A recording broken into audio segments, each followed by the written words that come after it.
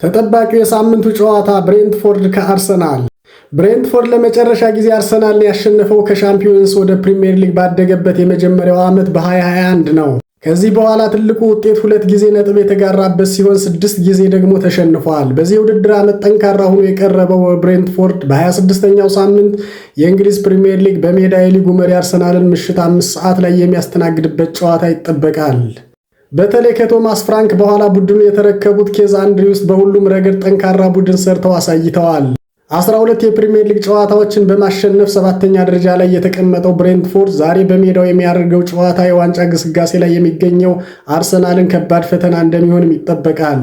ከ3 ተከታታይ ጨዋታዎች በኋላ ያለፉትን 2 ጨዋታዎችን ያሸነፈው አርሰናል ከ22 ዓመታት በኋላ የሊጉ ሻምፒዮን ለመሆን ከቀሩት 13 መርሃ ግብሮች ፈታኙና አንደኛው ዛሬ ምሽት ከብሬንትፎርድ የሚያደርገው የለንደን ደርቢ ነው።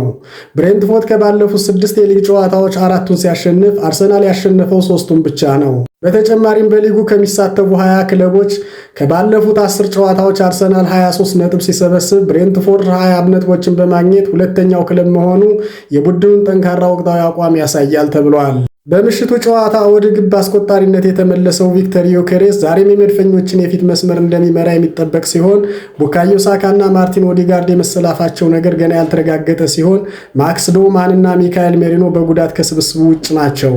በሌላ በኩል ካይ ሃቨርትዝ መጠነኛ ጉዳት የገጠመው በመሆኑ ለዛሬው ጨዋታ አይደርስም ተብሏል። በብሬንትፎርድ በኩል ፋቢዮ ካርቫልሆ፣ አንቶኒዮ ሚላምቦ በጉዳት የማይሰለፉ ናቸው። በተጠባቂው የለንደን ደርቢ ከሃላንድ በመቀጠል 17 ግቦችን ያስቆጠረው አጉዌሮ ቲያጎ ዛሬም ለመድፈኞቹ ተከላካዮች ትልቅ ፈተና እንደሚሆን ይጠበቃል።